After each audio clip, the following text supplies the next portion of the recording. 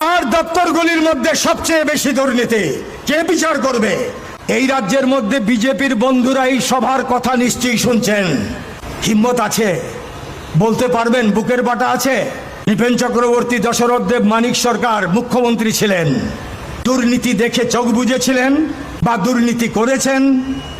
যারা না বুঝে বিজেপির সঙ্গে এখনো আছেন, বিজেপিকে চিনতে হয়তো আর একটু সময় লাগবে। আপনার কাছে বিনম্রভাবে বলতে চাই, এই বিজেপি জনগণের কিছু ভালো করতে পারে না। এই বিজেপির ইতিহাস অন্ধকারময়। এই বিজেপি মানুষের বিভাজনে বিশ্বাস করে।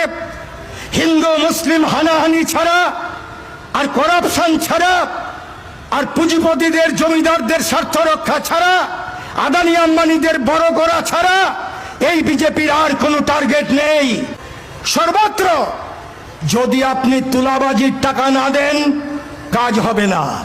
আপনি ঠিকাদারি কাজ পেয়েছেন তো রাস্তা করতে পারবেন না। স্টার্টিংয়ে আপনাকে 10% ঘুষ দিতে হবে। মণ্ডলের নেতাদের গিয়ে বসে আছে, নেশা কারবারিদের টাকা দিতে হবে।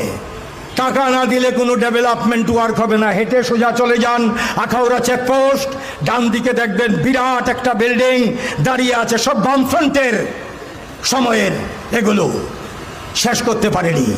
শেষ করার প্রশ্ন নেই, কাজ ফেলে চলে গেছে। টাকা তুলাবাজি চলছে।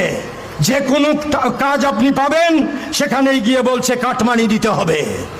এই হচ্ছে ডাবল ইঞ্জিন গভর্নমেন্টের অবস্থা। করাপশন, আমরা কি বলেছি, খোল নলছে রন্ধ্রে রন্ধ্রে দুর্নীতি। এই রাজ্যের যিনি মাননীয় মুখ্যমন্ত্রী, তার দপ্তরগুলির মধ্যে সবচেয়ে বেশি দুর্নীতি কে বিচার করবে? সর্ষের মধ্যে ভূত কে তাড়াবে? এটাই তো যে অবস্থা। বামফ্রন্ট এই সরকার চালিয়েছে। নৃপেন চক্রবর্তী 10 বছর, দশরথ দেব 5 বছর, 15 বছর, মানিক সরকার 20 বছর, 35 ইয়ার্স। পারবে বলতে কেউ?